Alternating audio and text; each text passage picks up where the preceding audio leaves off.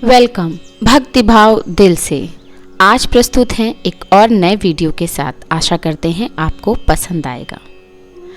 हिंदू धर्म में जब शनिवार के दिन अमावस्या तिथि का संयोग होता है तो उसे शनि अमावस्या कहा जाता है और यह दिन शनिदेव की पूजा अर्चना के लिए अत्यंत शुभ माना जाता है।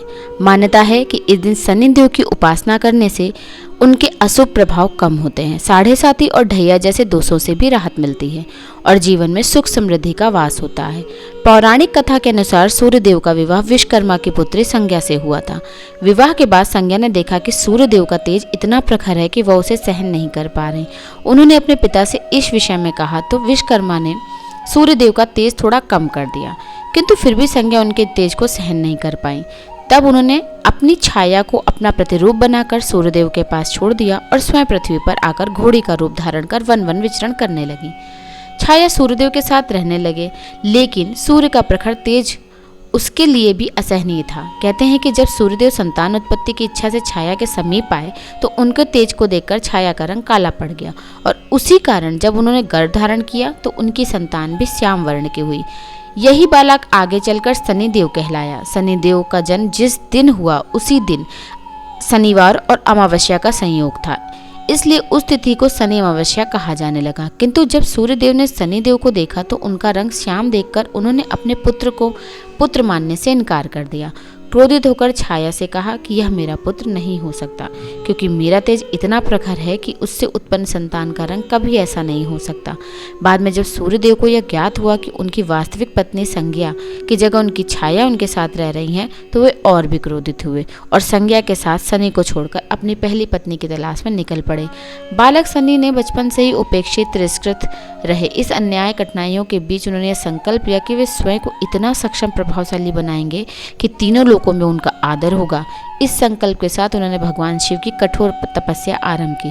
वर्षों तक तपस्या के बाद जब भगवान शिव प्रसन्न हुए तो उन्होंने शनिदेव को आशीर्वाद दिया, उन्हें नवग्रहों में सर्वोच्च स्थान प्रदान किया। शिव जी ने शनिदेव से कहा कि आज से तुम सभी जीवों के कर्मों का न्याय करोगे, तुम न्याय के देवता और अदंड अधिकारी कहलाओगे। तुम्हारे न्याय से कोई भी बच नहीं पाएगा और समस्त प्राणियों में उनके कर्मों के अनुसार ही फल मिलेगा। इस प्रकार शनिदेव की यह ग्रहों में विशेष रूप से स्थान प्राप्त हुआ।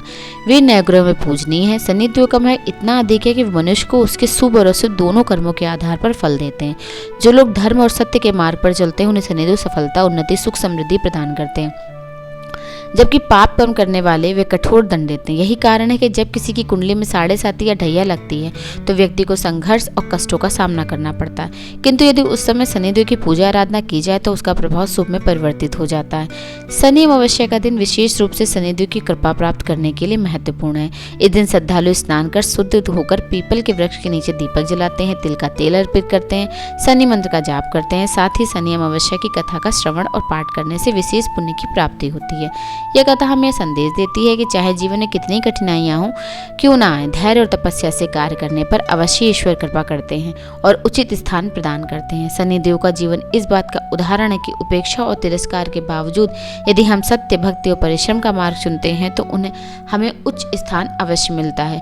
उनके जन्म की कथा हमें यह सिखाती है कि कर्म ही जीवन का वास्तविक आधार है। अच्छे कर्म करने से शनिदेव की कृपा मिलती है, बुरे कर्म करने से वह दंड देते हैं। इसलिए शनि अमावस्या का दिन हमें सदैव धर्म और न्याय के मार्ग पर चलने की प्रेरणा देता है और यही कारण है कि इस दिन शनिदेव की उपासना करने से विशेष फल की प्राप्ति भी होती है। धन्यवाद।